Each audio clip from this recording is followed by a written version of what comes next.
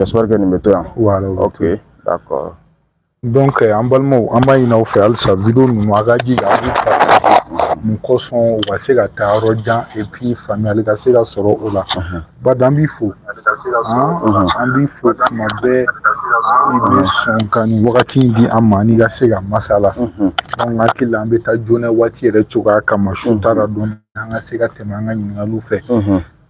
An ka wolomasiri taabɔ kɛrɛnkɛrɛnnenya la kunnafoniya bɛ di sira min fɛ ni état major don u ye laseli kɛ ka yira k'a fɔ fɛn min an ka wolomasiri tabaw ye ko ka kɛ ni wulikajɔ ye u bolola minnu a bɛ fɔ mun ma ko logistique o convoi dɔ tun b'a la ka taa fɛn min Segu région na kɛrɛnkɛrɛnnenya la ɲɔnɔ dugu in yɛrɛ ni ɲɔnɔ cɛ dugu dɔ bɛ min bɛ wele ko Njela hakili la a ti tɛmɛ kilo 30 ninnu kan exactement ni ne ma fili.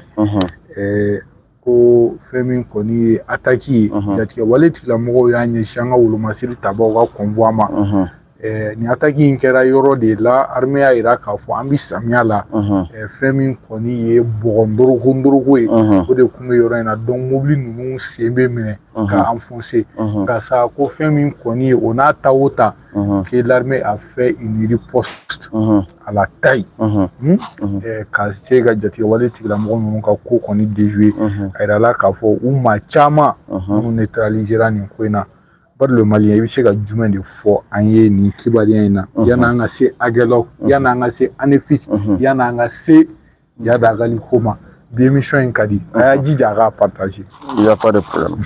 Kebe ka sanga ni nin kibaruya in ye mun bɔra an ka finitigiw yɔrɔ déjà bɛɛ ka segin k'a faamu an bɛ kibaruya fɛn o fɛn lase ani an bɛ an da don kibaruya fɛn o fɛn na ka détails di a kan a k'a sɔrɔ jamana finitigiw de kumana kan kosɛbɛ. An ka sɛgɛsɛgɛliw kɔnɔ nin mun fɔlen filɛ nin ye an ka finitigiw ka kibaruya di so fɛ n'o ye état major ye a yirala k'a fɔ an ka finitigiw ka citerne dɔw de kun don minnu kun dalen don an ka finitigiw ka position dɔw kan ka t'u ravitailler déjà que bɛɛ bɛ an ka finitigiw ravitailler cogo dɔn carburant na bɛɛ b'o dɔn dogolen tɛ mɔgɔ si la donc o citerne kun dalen don an ka finitigiw ka position dɔ de kan fɛn min ye Njela ale kɛrɛfɛla la Njela bɛ yɔrɔ jumɛn a bɛ ɲɔnɔ de mara la ni ɲɔnɔ cɛ kilomètre dama dama ni Bɔɲɔnko état major yɛrɛ ka kibaruya di cogo la donc o citernes fana bɛ ka taa waati min ils sont accompagnés u lakananen don an ka finitigi dɔw fana fɛ walasa u ka se ka se u seyɔrɔ la parce que déjà a dɔnnen don jugu bɛ se ka bɔ fan bɛɛ fɛ ka poyi donc olu fana ye citernes ninnu lakana walasa u ka se ka se u seyɔrɔ la donc ko ala y'a kɛ u taara se yɔrɔ dɔ ma bɔgɔndoroko fanga bonyana ye kosɛbɛ donc o bɔgɔndoroko fanga bonya kɔnɔ citernes ninnu taara ka taa bɛlɛ donc ka d'a kan san kun nana a bɛ n'a fɔ san nana su in na a dugujɛ de citernes ninnu wulila k'u kun da a yɔrɔ kan donc a y'a sɔrɔ an ka o finitigiw fana mako bɛ carburant la joona parce que olu fana kun kan ka don offensive dɔ kɔnɔ contre les terroristes donc déjà o la olu bɛɛ ka magɛn ni carburant in ye donc u selen n'a bɛlɛnna waati mun na fɛɛrɛ bɛ ka kɛ ka a citerne c'est à dire n'a fɔra citerne belebeleba ninnu tɛ dɛ mini citerne ninnu de don voilà an b'a fɔ k'a perepere latigɛ donc fɛɛrɛ bɛ ka ɲini ka bɔ bɔgɔndoroko in na cogo min dɔw yɛrɛ b'a fɔ pɔtɔpɔtɔ an b'a fɔ a ka faamuya donc fɛɛrɛ bɛ ka kɛ ka bɔ sanbɔgɔ in na waati min o waati kelen de bɛnna ni jatigɛ wale maaw na kuma ye ka na mini citerne ninnu attaquer donc olu ka yeta la finitigi minnu bɛ ka mini citerne ninnu accompagner o finitigiw tɛ se k'olu kunbɛn n'olu nana k'u bɛna o attaquer donc u fana y'u labɛn objectif tɛ mini citerne ninnu tiɲɛni ye mais maa minnu bɛ ka mini citerne accompagner k'olu faga l'objectif c'est ça sinon mini citerne tiɲɛni a bɛ mun de tiɲɛ anw ye a ɲɔgɔnna bɛ se ka sɔrɔ a caman de bɛ voilà donc a caman bɛ se ka sɔrɔ hali n'u y'o détruire mais mɔgɔ minnu bɛ ka accompagner olu ni ka bon ni fɛn bɛɛ ye donc raison pour laquelle que bɛ o wulikajɔ sabati sisan k'u bɛna ka na a attaquer o y'a sɔrɔ olu bɛ ɲɛna mun kɔ mɔgɔ wɛrɛw nalen don ka na fara o mɔgɔw kan pour que ka ministère ninnu labɔ parce que déjà finitigiw t'u kun fɛ o b'a dɔn an bɛ zone dangereuse de kɔnɔ donc an bɛ ka nin bɔ bɔgɔ la yɔrɔ min na jugu bɛ se ka na poyan ka yan wa mɔgɔ baden bɛ ka tɛmɛ jugu bɛ se ka tɛmɛ an t'a dɔn u ma ɲinɛ u yɛrɛ kɔ donc u bɛ se ka taa kibaruya di ka na segin ka n'an sɔrɔ yan donc mɔgɔ wɛrɛw nalen don en même temps olu fana jɔlen don position avancée la ka jateminɛ kɛ ni jugu ko k'u bɛ na en même temps dɔw occupelen don citerne bɔcogo la cogo min na a bɛ se ka se a seyɔrɔ la parce que déjà u bɛ k'a siri mobili wɛrɛ la k'a sama donc o bi sena waati min na de Kebe ninnu balila ka poyi o poyila fana o ma fɔ u jatigi kɔ dɛ ka d'a kan a kɛra kɛlɛ ye u yɛrɛ ma sigi ni kɛlɛ mun ye parce que olu bolo u bɛ sina dɔrɔn u bɛ fagali kɛ u bɛ taa n'u sen fila ye i n'a fɔ mɔgɔ mun nana k'i bɛna sɛ minɛ k'a kan tigɛ o fɛn sugu dun tɛ parce que u y'o de ye u y'o de faamu ne sɔrɔsu damadamani de ye donc u tɛ se k'an kunbɛn an k'an yɛrɛ kɛ ni maa hakɛ ɲɛ ka taa an ka taa ni maramafɛn ye u tɛ se k'an kunbɛn u occupelen don u concentrelen don citerne bɔli de kan donc an ka labɛn an ka taa.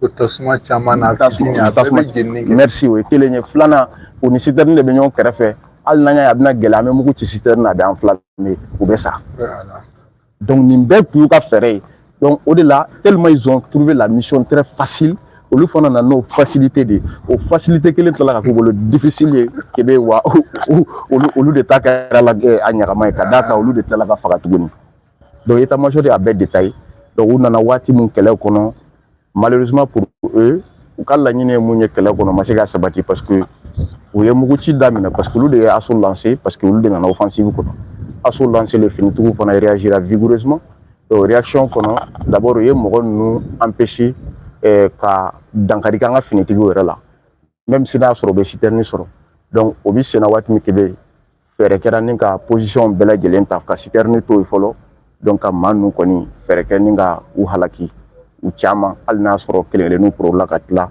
donc olu y'a faamu k'a fɔ an taara kɛlɛ min kɔnɔ ja kɛlɛden tɛ olu y'a faamu k'a fɔ bi ka taa Mali armée kɛlɛ a si tɛ kɛlɛden ye tuguni c'est-à-dire que hali bi ka si Mali sɔrɔso kelen ma k'i b'a kɛlɛ kɛlɛden tɛ tuguni quoi donc nin b'o de d'u ma parce que fɔlɔ i n'a fɔ waati mun na an ka finitigiw tun bɛ manque caman kɔnɔ en ce qui concerne manque d'armement manque d'information ainsi de suite donc olu bolo ko halisa an b'o tile kelen de kɔnɔ donc i bɛ se ka wuli fini ka si finitigiw ka daga yɔrɔ ma dɔrɔn ka taa mɔgɔw faga n'importe comment ka tɛmɛ n'u sen fila ye étant donné que les choses ont changé même si n'a y'a sɔrɔ bi défense dɔ bɛ yen il faut reconnaître ça aussi. Les choses ont changé i ni ce n bɛ fɛ ka kuma ni dɔ kunkɔri yan dɔrɔn ni Ala sɔnna ni jɛnna n'a ye ni Ala ye sini fara an si kan an ka ministre délégué auprès du ministre de la défense général de division Omar Jara an y'a ka laseli dɔw ye bi ka d'a kan yɔrɔ depuis mois de juin walima n t'a dɔn juin laban waati ka d'a kan an ka jamana maaɲɛma général d'armée Assimi Goïta a ye san 5 sɔrɔ fanga la ka kɛɲɛ ni le 7 juin 2026 7 juin 2021 7 juin 2026 o ye san 5 ye donc minisiri ninnu caman bɔra san 5 kɔnɔna la u ye baara minnu kɛ ka kɛɲɛ ni jamana ɲɛmɔgɔ ka kungelennaw ye chef d'état-major astafurulayi ministre délégué auprès du ministre de la défense général de division Omar a kumana a ye min fɔ Mali armée kan a kunu n'a bi ni Ala sɔnna ma sini an bɛna émission spéciale ko fɛnɛ kan inchallah tɛmɛ n'i ka kuma ye. D'accord o faamuna Kebe c'est très important o de la Kebe n y'a fɔ cogo min na jatigɛ wale maaw kan kunu ni bi tɛ kelen ye Mali armée voilà u ka faamuyali kɔnɔ fɔlɔ an bɛ wuli an bɛ taa Mali finitigiw ka daga yɔrɔw attaquer n'importe comment a ka kɛ poste ye a ka kɛ base militaire a ka kɛ camp militaire ye ka fagali kɛ à travers des bombardements ani ka fagali kɛ ɲɛnamaminɛw kɔnɔ fɛn caman kɔnɔ u y'a faamu k'a fɔ bi wuli tɛ se ka kɛ Mali finitigi ma bi k'i bɛ girin k'a faga den c'est-à-dire ka sɔrɔ kɛlɛ ma gan hali n'a sɔrɔ i nana position min na n'a y'a sɔrɔ i bɛ se o la da la k'a fɔ i fana dafalen kɔni tɛ segin donc i bɛ segin o k'a sɔrɔ nɔbɔli yɛrɛ la soit i ka élément caman binna combat kɔnɔna na donc n'i y'a lajɛ maa minnu nana nin waleya in kɔnɔ ka na an ka o finitigiw attaquer walasa ka citerne in bali ka taa ka citerne in yɛrɛ ka fɛɛrɛ kɛ k'a détruire a ma kofɔlenw in a yirala k'a fɔ u ka ca fana mɔgɔ minnu bɛ a kɛnɛ kan parce que u ye mɔgɔ hakɛ c'est-à-dire mɔgɔ nombre de lajɛ ka taa baara kɛ ni o ye ka labɛn sabati mais olu bɛna c'est-à-dire olu bɛna waati min o y'a sɔrɔ déjà mɔgɔ wɛrɛ fana nana fara o jama kan tuguni pour que ka sécurité maintenue parce que déjà olu y'a bila u kunna k'a fɔ ici c'est une zone rouge dugutigilamɔgɔw bɛ se ka na d'accord merci ouais vas-y c'est bon voilà merci d'accord ni an ka finitigi dɔ ye donc frère dɔ Kebe voilà ni frère ba ye ale donna ten na salon na sini donc ami arabi Kebe i y'a ye k'a fɔ u nana tan ayiwa combat fana kɛra u bolo échec ye nin cogoya la a ma ɲɛ u bolo sago ma sɔrɔ parce que e yɛrɛ k'a lajɛ ni combat sugu c'est-à-dire que fo ni danga de b'i kɔ n'o tɛ i bɛ c'est-à-dire n t'a dɔn n b'a fɛ cogo min na quoi i bɛ réussir a combat la quoi mais Ala ni danga fɛ o ma se ka réussir tasuma ma fɛn bɛ e kɔrɔ kebe tasuma ma fɛn ni tasuma kisɛ kelen n'i y'a sɔrɔ dɔrɔn e bɛ se ka to a la donc ni ne bɛ fɛ k'e mago sa o la ni ne bɛna n b'a kɛ cogo di donc ma se cela prouve le professionnalisme des femmes ka tasuma ma fɛn to u kɔrɔ ka réagir ka tila ka juguw kɛlɛ ka sɔrɔ fɛn m'u sɔrɔ bɛɛ tɛ se k'a kɛ n tɛ kodenni ye essence mobili citerne k'o jɔlen to i kɔrɔ ka mugu ci mugu bɛ ka ci o ma ka mugu ci ka ɲɛsin o ma o jugu kelen o e ka tila ka fɛɛrɛ kɛ ni ka olu kunbɛn ka tila k'u neutraliser bɛɛ tɛ se k'a kɛ bɛɛ tɛ se k'a kɛ fo de ka faamuya kosɛbɛ voilà ba don kɔfɛ an bɛ taa ɲɛfɛ an y'a ye k'a fɔ an ka wolomasiri tabɔ walisa u ka laseli la u y'a yira k'a fɔ ko fɛn min ye Agel Ock ko sɛgɛsɛgɛliw ni jateminɛw y'a yira k'a fɔ jatigɛ wale tigilamɔgɔw u ka u kun faralen don ɲɔgɔn kan Agel Ock a masurunya yɛrɛ la k'u bɔlen o ko kalama yɔrɔ min na u ye bɔnɛ kɛ olu fana surafana ye hakili la Agel Ock fana ye a dama histoire de ye Maliko la bon ni n ko Maliko la a ka faamu ko an ka wolomasiri tabaaw ka wulikajɔ la an ye don kelen dɔw ye Agel Ock ko la n t'a dɔn ni hakili b'a la kapitɛni Bad ninnu olu ye ala ma sɔrɔ Agel Ock kantigɛli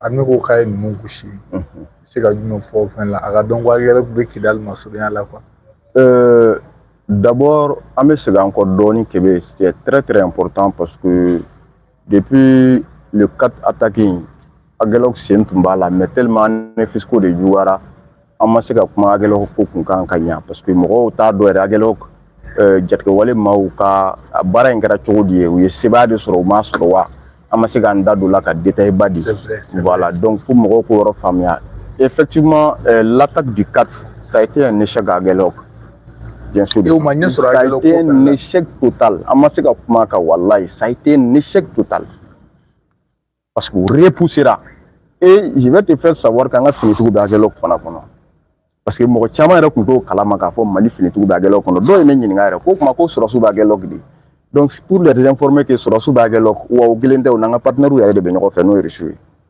ils sont accompagnés par nos partenaires russes bon o ka bɔ yen MSA u tɛ fama Agel Ock ma Gacha ka élément dɔ bɛ yen o tɛ fama Agel Ock ma parce que olu fana kɛlen don k'u tilan de donc n t'a fɔ n ko Mali sɔrɔsiw kɛlen don ka fan bɛɛ labɔ bi mais tous les points stratégiques bi n'Ala ka diɲɛ ye a fan caman occupé len don Mali sɔrɔsiw fɛ tous les points stratégiques tel que Agel Ock ani fils bon hali ni tun y'a f'u ye ko u ka attaque tun bɛ kɛ échec ye ani fils u tun tɛ da la fo ka diɲɛ wuli u nana voilà u nana waati min Tessalit fana ni tun y'a f'u ye ko Mali u nana ni Tessalit ni information min ye ko sɔrɔsiw tɛ Tessalit depuis bɛ don u bala k'an ka finitigiw yɛrɛ ka barrière de ye fɔlɔ o barrière dalen don informateur y'u lafili o barrière dalen dɛ c'est à dire tellement que a kɛra surprise y'u bolo u ka élément ja wuli kojugu ale ye mugu ci ale sina ka so lancer donc u y'a so lancer finitigiw fana réagira mais olu fana jɔlen don hakili la k'a da ye barrière in dalen de don pour que finitigiw ka base min bɛ yen ko voilà ni danger bɛ ka na ka bɔ a kalama ka comment dire signalement di joona wulikajɔ ka se ka kɛ o contour la donc o kelen de sa Kebe paw baara tiɲɛna u bolo Tessalit bon Agel Ock le 4 juillet u nalen ils ont été repoussés parce que frappe aérienne ma kɛ yen a don frappe aérienne ma kɛ o kɛra duguma kɛlɛ de face à face combat donc u repoussé len ka bɔ dugu kɔnɔ i b'a k'a fɔ u ka élément damadamani bɛ yen olu nin tigɛra olu nin tigɛlen kɔfɛ ils ont dû replier parce que déjà information dir'u ma k'a fɔ localité tɔw la n'o ye Sevare Gao Anefis ni fɛn tɔw ye ko échec kɛra donc k'u ka yen to yen u ka taa renfort la fan wɛrɛ fɛ donc olu fana replier la o la ni ka taa a lajɛ u bɛ se ka taa renfort la cogo min na bon le 4 le 5 le 6 7 8 tɛmɛnen ni i b'a k'a fɔ u ma se ka sira minɛ ka taa renfort la yɔrɔ wɛrɛ parce que olu bɛna f'u taa renfort la waati o y'a sɔrɔ le combat était fini déjà à Anefis parce que an ye dankari kɛ u ka mɔgɔw tilan bɛɛ lajɛlen na Anefis Kaba. Donc c'était pas la peine. Donc pour que au cours de mes bossa, ou bien c'est qu'on a tout connu à quel combat qu'on. Donc le 7, 8, 9, 10, 11, en 12, faut 13. Bon maintenant 13 juin, il va plutôt 13 juillet. Donc il va il a décidé de ça, qu'à ce qu'on a à après la première fois, l'échec de la première fois, donc nous c'est qu'on combat. Donc il y a ni ou cassé de fanagelo qui ne frappe nous carafo ka femme parce que l'état-major a déjà qu'à où il frappe chama des frappes, mais nombre ma précisé qu'à fani ne frappe à que mais des frappes aériennes ont été effectuées contre ces les groupes armés terroristes. Donc au frappe nous kononana au maseka ta agelo kutugoni no au kunyuka la nyine non seulement ça, ils ont dû perdre beaucoup de combattants terroristes. Oya flanay sabana munu sera ka poro fana olu poro là ni ngata ni uyere. Donc cela veut dire que le 4 attaques a ñona échec ma bolo. Donc ni mun fle na ma fo le 4 attaques to de ni a suite de agelo ko kuka. Donc a marqué succès fancy de au bolo fo de ka femme. Voilà. D'accord. Badni ambora e non mbe ini ngamuna. O de itu ya fona ka fo ko anga wulu masiri tabaw o kun dambe Kidal de kan opération min kun be sena o de Kidal reconquête angi la yo fona o de kera so weni manu fene yi ko ko tili amado maintenant comme ko imbe Kidal ko di Kidal ko imbe chodi di bi. D'accord, ningo mi jabio là. J'étais prêt à savoir pour la première fois que Amassé il faut. Amassé Kidal follow. Nous sommes en route.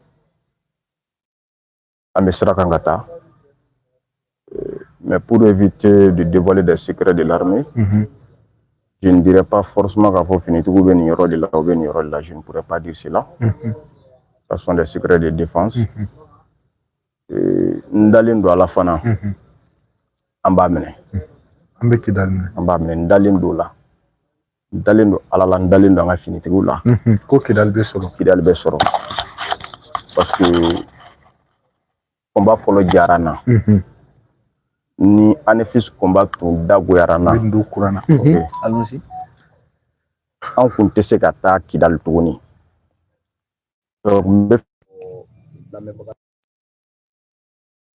Ni Anefis combat koni tun goyara anna akuka gele anga ta Kidal tuguni an tun be préparation kura wɛrɛ de kɛ k'a fɔ an bɛna sisi Anefis de minɛ ka yananga ta Kidal.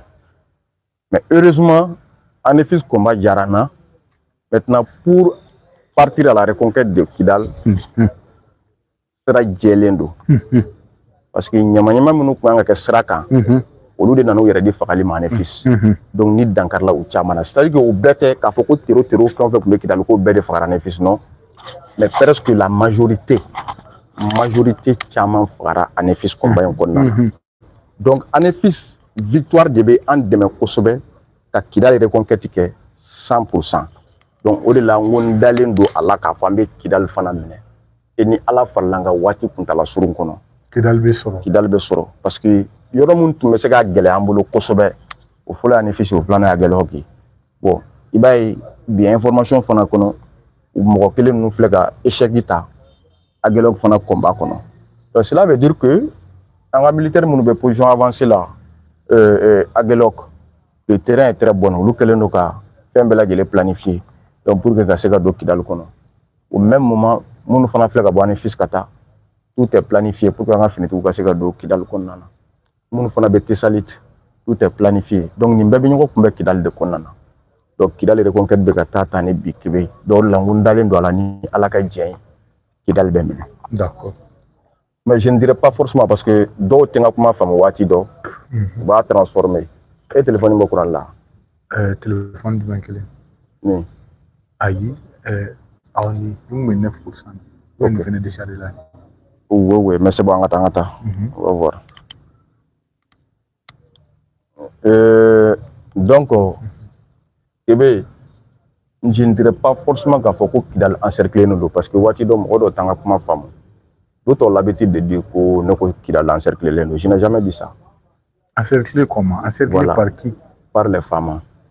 Kapoko, on a fini tout qu'il a encerclé. Parce que, on sait qu'au fond, oui, il y a un secret de dévoiler quoi. Fini tout un secret de dévoiler. Allez, fini tout qu'il a encerclé. Avec il est trop fort. Nous, on a fait qu'il a encerclé. Mais, en bon force, qui veut au fort, c'est pas bon. Je te le jure. Il n'a pas fait de jamais. N'a pas fait de mais frère, jamais fini tout le danger là. Anticipé au coup de moi-même, je reconnais. What tu donnes ben d'amaga comment dans la filiba de dos. Mais ni ne voulait la d'amaga au fait qu'on est corrigé. Et je serais d'accord, on va corriger. Il y a ne fura de ma bétani. C'est-à-dire, what tu dois me faire le fort, fin tout la lacan. Il est bas de dos. Voilà, manga fort. Moi, petit faux. Voilà, ne rebi tout va bien erreur sans mentir. Mais après, il y a eu, mais c'est qu'il va corriger. C'est-à-dire que, à la fois, du y'a donc à fort, ou le tchémanché la bi, ou le la corrilendo. Mais il y a une séquence où l'homme. Donc, il faut avoir des dispositions de taquer qu'on ou des dispositions de taquer qu'on est à don. Donc, à la can kishido, ni ma farati, ou se gade dangari qui là parce qu'il y a donc déjà, il veut fanny famon. Ou bas de bien d'abord fanny famon. Mais ni tu nous gagnons. Utaro mokobeka na ya utaro mokobeka na ya ni nunu kona ka chuka ubunu yeshuma dobe bu andoro lubu halaki do fana bu bulu halaki donc automatiquement ba ka fo kele be nyanga mokobulu donc le fait de dire que Kidal encerclé ne parle les femmes avec on ko tu fais peur aux ennemis, attention, c'est pas ça. Au contraire, tu rends service aux ennemis parce que tu leur donnes une information sur l'armée, ce qui va leur permettre de se préparer et attendre nos femmes. Il y a que les Djaraboka. C'est pas comme si Badben fois à Bédon. Non. C'est à Bédon. Et je ne suis pas un militaire pour connaître tout cela. Mais ça, c'est ma compréhension. C'est mon analyse personnelle. Donc, il a encerclé ainsi de suite, je n'ai jamais dit. Et puis, on t'a fait forcément donner Watina. Mais ce qui est sûr, même mon Kalama, la reconquête de Kidal est en cours. Obisina. Donc, en même temps, doit de que Alaka Kidal Mineni Noya, Ambo doit de que c'est ça. Amé fait on fait l'ambo doit de Kanga fini tout couille. Ou soutenir très bien sur ça. Ou encourager très bien sur ça. Donc, Ambo Bara de Walia. D'accord. Voilà. Je suis na watu couronné depuis fait un kakko kachando ni suis na peut-être am do ni na labon mono après il a faut attaque ni kala 4 juillet ko dadi kira jate waleti la mogola de ofra ne aye Africa ko akera ne aye Africa ko ofra akera voilà ne aye Africa ko ga communiquer dollar ubega jado ira buga sebani doke ko tamara 7 obe Algérie de fait obe rodmeni tamara 7 tamara tede tamara 7 o tamara 7 o ya Algérie de fait Algérie de fait la dernière ville ka do fait encore je crois et tenza Algérie ko jati waleti la mo be docteur Soulay o ko joli ko de bula joli quoi joli ko buga mo cibla mo ko gana joli di quoi joli o kuma nyetien ni mu etien do ne ba fo etien donc joli ko ere de kumula wallahi akibada blale wala sa nere ka dala kebe e mo ko blaga tamara sedda ne mo ko blaga ta tede ni sourci de nyini yen folo ka bo sourci menale sourci la sigideo me bolo tamara sedda ne ma fo la sigideo be mbolo ide ayi kebe jien ka bom mo ko se ka nyokola soro mo ko fe e fe ne se ka mo ko la soro peut-être à l'Amérique e fe ne se ka mo ko la soro tamara sedda ngono misali do mo ko bi nyokola soro tande quoi c'est pas comme si né espion de la sigideo mene bolo Mali fambe hotel non des hôtels. Moi, je ne peux pas être lourd que l'État, mais à comment faut les j'ai tout faire à tout prix. Quand il y a un cadeau, moi, je me fais chien d'eau. Alors, il y a un contact qui sort Tamara 7 quoi. Et ce contact, moi, sont dans la folie, madame, parce que il va refaire nous tenir la convaincre. Ça, c'est ma compréhension. Il va me laisser ka a image dɔ sɔrɔ wa mun bɛ a to ne yɛrɛ de bɛ se ka n da don a la vidéo la mɛnɛ parce que avec seulement des dits ne tɛ se k'a fɔ. Mais terroriste ɲɛmɔgɔw bɛ yɔrɔ min na mɔgɔ bɛ se oui et pourtant il l'a fait a y'i to yɔrɔ jan fɛ u bɛ ka na ni blessé ye ka don n'u ye dɔgɔtɔrɔso kɔnɔ dɔw bɛ blessé dɔ b'u bolo bilahi u bɛ ka na n'a ye ka don dɔgɔtɔrɔso kɔnɔ waati a dennin kɛrɛfɛ a y'a image ta k'a ci ma k'a yira k'a fɔ u filɛ nin ye u dontɔ filɛ ni blessé ye fɛn kɔnɔ donc c'est de là n dara la. A ma da o ma a ye vidéo wɛrɛ ci n ma blessé dɔw dalen don yanni turu ka se u ma furakɛli turu ka se u ma donc olu dɔ dalen don a dɔw bɛ ka sa. O ma liw bɛɛ kun occupélen don. Kebe dɔgɔtɔrɔso in tun fara koyi dɔgɔtɔrɔso in tun fara. Ko docteur sugu jɔn de tun b'a la ka ninnu furakɛ. Mais c'est des docteurs algériens docteur sugu jumɛn mɔgɔ wɛrɛw tɛ o c'est des docteurs algériens bon il se peut que u dɛmɛbaga ninnu dɔw ka docteurs bɛ se ka yala on ne sait pas mais an ma kɛ ala ye ka dɔgɔtɔrɔso kɔnɔ k'o dɔn mais ce qui est sûr u tun bɛ dɔgɔtɔrɔso mun na a bɛ Tamarasɛti bɛ Algérie de fɛ donc an b'a bisikiya k'a fɔ Algérie docteurs de tun bɛ k'u furakɛ il se peut que u dɛmɛbaga kelen n'o Ukraine b'o la France b'o la olu bɛ se k'u ka docteur dɔ fana bila ka na ko kɔnɔ u bɛ se ka kɛ spécialement u bɛ se ka kɛ donc il faut comprendre cela donc ale y'o vidéo ni fana ci ma tuguni o de ne yɛrɛ tɔ la convaincre dɔw dalen don bilahi dɔw yɛrɛ bɛ sigara la u bɛ k'a filmer u b'a la ko Alahu Akibaru terroriste oui en même temps dɔw salen don ko bɛ ka fɔ dɔ fana ko ka kalimatu shahada fɔ voilà justement effectivement u bɛ nin f'u ka banabaatɔ bɛɛ ye oui ni mɔgɔ banana malheureusement u tɛ se k'a fɔ de quoi ko a tɛ se ka lakalo u ka commandant caman bɛ mun t'a dɔn hali mun tɛ Fatiha u se ka Fatiha kalan olu de bɛ ka na silamɛya fɔ ni Ala cɛ wallahi bilahi i yɛrɛ mana dɔw kalimatu shahada yɛrɛ fɔli ka gɛlɛn u ma ni diɲɛ fɛn bɛɛ ye. An kɔrɔkɛ dɔ bɛ yen ko n'ale ye Nabi Jara ye kuma la k'a bɛ silamɛya fɔ dɔrɔn ko mun bɛ jigin ale la k'ale ka taa a sidi bi quoi.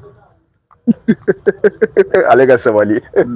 Nin tɛ ban ko in na o Kebe mais pourtant ne hakili la nin bɛɛ lajɛlen fɔra ka peuple latigɛ an bɛnbakɛ minnu tɛmɛna maaba minnu tɛmɛna u ye nin peuple latigɛ yanni bi ka se k'a fɔ diɲɛ don dɔ bɛna se nin waleya ninnu de bɛna na diɲɛ na. Mo de tilela kana bali mɔgɔ la quoi an t'a dɔn anw yɛrɛ kɔfɛ fɛn mun bɛna k'anw kɔfɛ Ala kana an kɔ fitinɛ dɔrɔn an bɛ dugawu de kɛ donc Kebe chaque période a ses choses waati bɛɛ lajɛlen n'a ko de don ni mun kɛra waati min a kana bali an na an bɛ fɛɛrɛ de kɛ k'a kunbɛn donc le fait que k'a fɔ ko u ye weleli kɛ ka na joli d'u ma fana effectivement parce que u ka muso minnu bɛ yen olu de chargé a ko la ka wele sama premièrement yen Tamarasɛti musow ma u ka n'u dɛmɛ ni don de sang ye donc à travers les femmes caman commencera ka se ka ni joli di mais n'a kun danu yɛrɛ ma n'u kun ye appel kɛ mana la n'u kun bɛ joli sɔrɔ ten facilement raison pour laquelle u ye musow chargé k'a kɛ donc musow ye appel kɛ mun kɛ donc muso dɔw commencera ka n'u joli di u tilala tuguni ka wele sama cɛw fana ma minnu bɛ se k'u joli di dɔw fana commencera ka na u joli di. E ma ni joli terroriste ma ko ni sauver est-ce que e bɛ kisi tuguni wa bon matigɛ Ala ye k'o dɔn mais ce qui est sûr i ye i joli di maa jugu kɔni ma i y'i joli kɔni di maa fagala de ma o de la n k'i ma l'Algérie fait semblant comme si ni terroriste ninnu terroristes tɛ mais ale b'u bila minɛ mun kɔnɔ hakɛ ɲininaw et pourtant c'est des terroristes o de la ale bɛ k'u légitimer donc n'o kɛra sisan pourquoi pas Algérie denw fana tɛ taa ka t'u joli di u ma u b'o kɛ f'o de ka faamuya ne yɛrɛ mun fɛ kɔnɔ n ko cela veut dire que ni combat in kɔnɔ drogue ma yɛlɛ u joli la ka caya parce que n bɛ mun kalama u ka combat o combat kɔnɔ fɛn o fɛn bɛ faga i tɛ joli caman bɔtɔ y'a la o mana drogue bɛ joli simi joli tɛ bɔn ka caya a bɛɛ ni Ala cɛ o drogue fana bɛ yen spécialement sɔrɔ la docteur la o drogue ni drogue ta dɔrɔn Kebe a b'o de k'i la minnu b'a dɔn o b'a fɔ docteur yɛrɛ de nin fɔ ne ye dɔgɔtɔrɔ kutuuru de nin fɔ ne ye n'o don i bɛ baw ɲɛnamini na u tɛ taa combat kɔnɔ n'u t'o min o Kebe o de la ne ko ten n ko c'est que drogue y'u manqué ni combat in kɔnɔ soit a ma yɛlɛ u farisogo la kosɛbɛ walasa k'u joli simi parce que n'i y'a yɔrɔ dɔ joli bɛ taa demander ko kana joli k'u la kɔni c'est la première fois ne ka ye ko joli bɛ ka demander ko ka joli k'u la c'est la première fois u kɔni bɛ bana u bɛ taa u bɛ furakɛ mais dire que kana joli de di c'est la première fois que ne k'a ye d'accord oui but n y'a fɔ waati su in na cogoyaw man ɲi kosɛbɛ quoi donc an b'a lajɛ ka sonso yɔrɔ ɲini émission in na mais n bɛ ɲininkali laban min kɛ o de ye Yadi ye kunu i y'a fɔ i ka émission na ko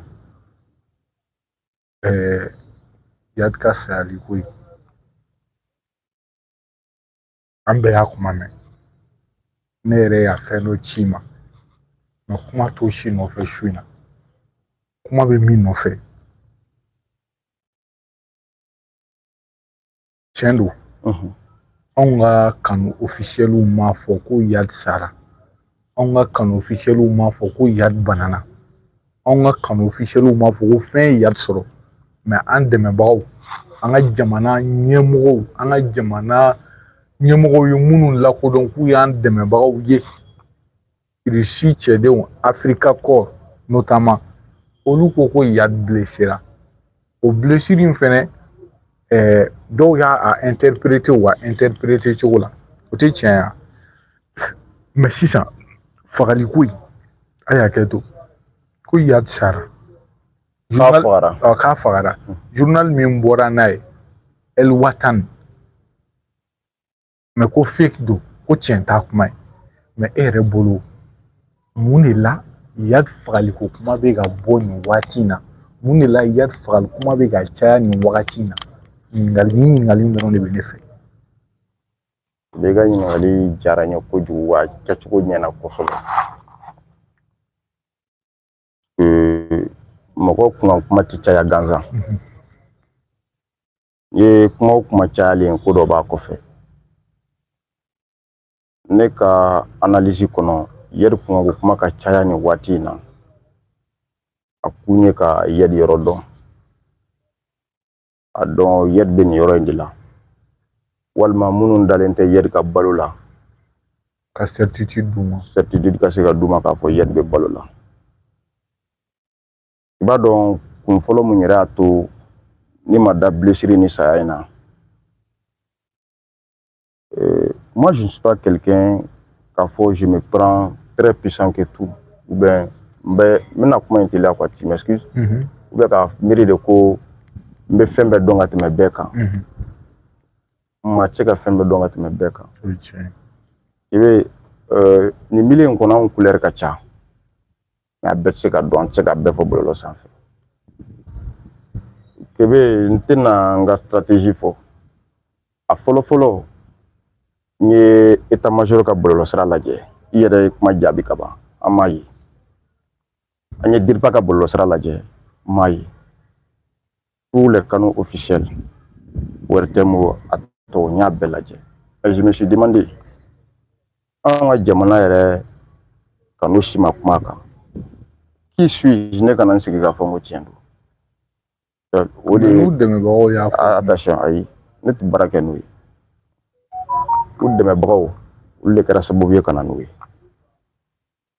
mais n'i y'a ye olu m'a fɔ i b'i yɛrɛ ɲininka ko dɔ de la c'est-à-dire ne yɛrɛ ka bɔ bi k'a fɔ n ko c'est vrai Yadi sara o ye k'an ka jamana ɲɛmɔgɔ de contredire o parce que u m'a fɔ o ye ka fɛn fɔ olu tɛ mun dɔn de o ye k'i yɛrɛ bila u ɲɛfɛ de c'est une vérité o. mais ninnu y'a fɔ k'a blessera an ka mɔgɔw fɛnɛ ma an ka mɔgɔw sɔsɔ ayi mais an ka mɔgɔw ma kuma yɛrɛ o mais u ma sɔsɔ ayi mais u m'a fɔ ko tiɲɛ don ayi ne di mot constant ayi sa an tɛ k'a fɔ ko dɛ Menale Kebe a ye taa Élysée gendarme ɲininka o kun jumɛn na a ma bila état major ka page kan ko Yadi blessera ou bien a sara a ye taa ɲininka a ye bolo mun de la ayi n tɛ n'o fɔ a ye taa ɲininka a ye taa DIRPA directeur kura ɲininka ko mun na a ma bila DIRPA ka page kan ko Yadi blessera ou bien a sara mun na Africa Corps fɛnɛ y'a fɔ ko Yadi blessera mun na an fɛnɛ ka mɔgɔw m'o sɔsɔ non o ye Africa Corps ka baara o y'u kungo ye bi la communication de Africa Corps et celui de l'autorité malienne c'est différent. C'est différent. Non, o yɛrɛ de b'u ka communication assurer bi. Tout le monde sait. Mais an tɛ jɛ ka opération kɛ ɲɔgɔn fɛ de yan. An bɛ jɛ ka kɛ ɲɔgɔn fɛ i n'a fɔ tout comme u yɛrɛ fana bɛ opération k'u yɛrɛ ma yɔrɔ dɔw la. C'est ce qu'il faut comprendre. De ye. Non, attention. I tɛ se k'o dɔn. O de la ne k'i ma n ko fɛn mun b'a certifier ne ye k'a fɔ tiɲɛ don o fɔlɔ ni jamana finitigi yɛrɛ autorités communiquera a kan ou bien état major ou bien DIRPA ou bien a n'a ɲɔgɔnna caman communiquera ko tiɲɛ don dans l'immédiat je suis d'accord mais tant que olu m'a fɔ ayi u m'a fɔ awɔ Moi, voilà. C'est pas comme si je suis au-dessus de tout. Ne be baraka nous yɛrɛ kumakan di. Donc, je suis qui k'a fɔ n k'a kɛra ka sɔrɔ u m'a fɔ k'a kɛra. Donc, moi, j'attends d'abord leur communiquer. N'i y'a mɛn dɛmɛbagaw jɔn de kɛra sababu ye ka na n'u ye yan. Olu autorité tɛ wa. An bɛ se ka pan olu kunna ka taa an sinsin dɛmɛbagaw ka kuma kan cogo di. An b'a daminɛ olu de la. A lajɛ ne bɛ kibaruya fɛn o fɛn di yan. N t'a di fiyewu n'a ma tɛmɛ état-major kan. E t'a fɔ k'e ka source dɔ ye wele ko ka nin fɛ yan. Bon a bɛɛ voilà o tɛ état-major ye o ye ka source. Voilà o bɛ kɛ ni jumɛn ye? da o la. Ayi jɔ sa o bɛ kɛ ni jumɛn ye? O b'a sɔrɔ an y'an da don état-major ka kibaruya dɔ de la. O kibaruya in n bɛ tila ka source de ɲini o kɔnɔ. Ɔ mais e bɛ alerte minnu kɛ yan nɔ don alerte yan fɛ vigilance yan fɛ. Wa ne b'a fɛn o fɛn fɔ c'est avec des preuves. Ɔ ninnu fana tɛ prévu de o. E tɛ prévu ye cogoya min na ninnu fana tɛ prévu. Mais Kibé est ce que ne ko n ko tiɲɛ tɛ ne ko n ma da la de. O ye kuma bannen ye o. Ne ko n ma da la kun kama o ye parce que jamana ɲɛmɔgɔ ma kuma kan. C'est tout. Ne ma mɔgɔ wɛrɛ sɔsɔ koyi. Ne ko n ko ne bɛ baara kɛ ni jamana kumakan de ye. Non, ils ont la main dans la pâte. Voilà. Ne ko n ko n bɛ baara kɛ ni jamana kumakan de ye. Bon o ye kelen ye. Ɔ n'a sara n'a ba ou bien ni a banana ou bien n'a bɛ balo la. O na dɔn parce que tant que an bɛ balo la ni Ala sɔnna o tiɲɛ fana na dɔn ɲɛfɛ. Mais an ka laɲini ye nin de ye o Kebe a ka se ka kɛ. N'a y'a sɔrɔ a kelen tɛ Ala k'a kɛ.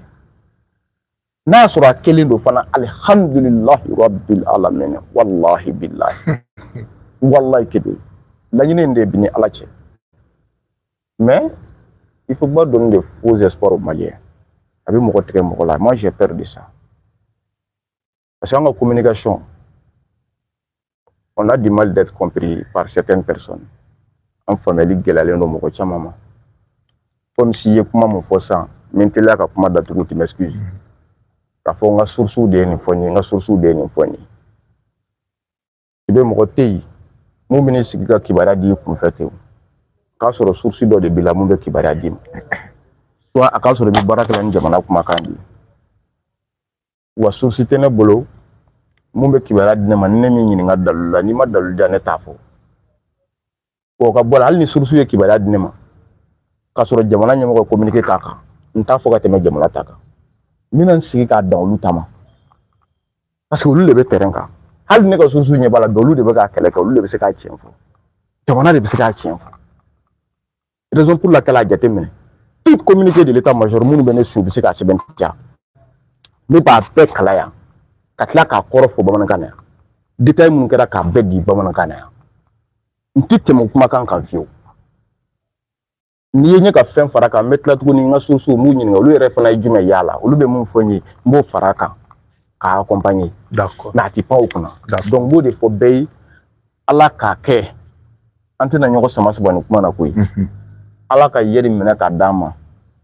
N'a fagalen don fana anw bɛ Ala tanu k'a barikada koba don. Parce que yeri fagali i bɛ o man ka kɛ te ye Mali kɔnɔ ko yeri saraka bana o ye fɛti ba de i bɛ o ɲɔgɔn nisɔndiya ko tɛ jamana kɔnɔ. Déjà i yɛrɛ ɲɛ b'a la majorité dalen t'a la fɔlɔ sinon dɔw kɛn bɛ k'a labɛn kabini lawale yeri mana sa dɔrɔn o bɛ misi faga.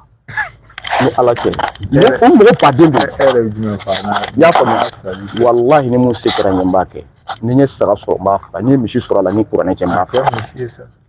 N'o se kɛra n ye n y'o de f'i ye n bɛ walahi tɛ bɔ o sen fɛ an kumakɛlaw fo ni min bangana n bɛ bɛɛ wele ni ne y'a certitude sɔrɔ ni Ala cɛ n bɛ bɛɛ wele. I bɛ nin dɛsɛra k'a misi san bilahi ni dɛsɛra k'a misi san an bɛ wele sama faama dɔw ma u ka ko kɛ Bamaturu tulo b'an na Samira ka taa se a ɲɔgɔnna caman ma terikɛ bɛ Kongo Kande Eric Dunbiya tulo b'an na an bɛ se ka wele sama nin bɛɛ ma Kebe nin bɛɛ sigilen bɛ bi yedi mana sa c'est la fête totale au Mali mais victoire tɛ tɛmɛ a kan o. C'est comme si Américains kɛlen ka Ben Laden faga. Mais oh, Yad Sali est terrorisme de bannen ya. Ni Yad Sali. Oui, a banni. O y'a banni de. Implanté len do yan no. Non, to yi sa o y'a banni. Munna o y'a banni.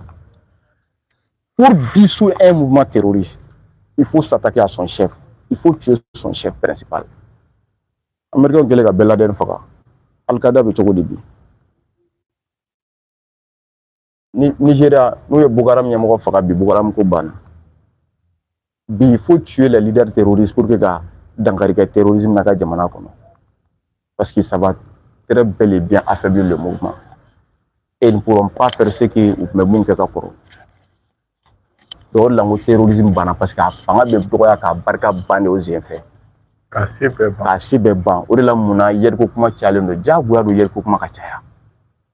Ça me kele kono bi ale de a ñemoy.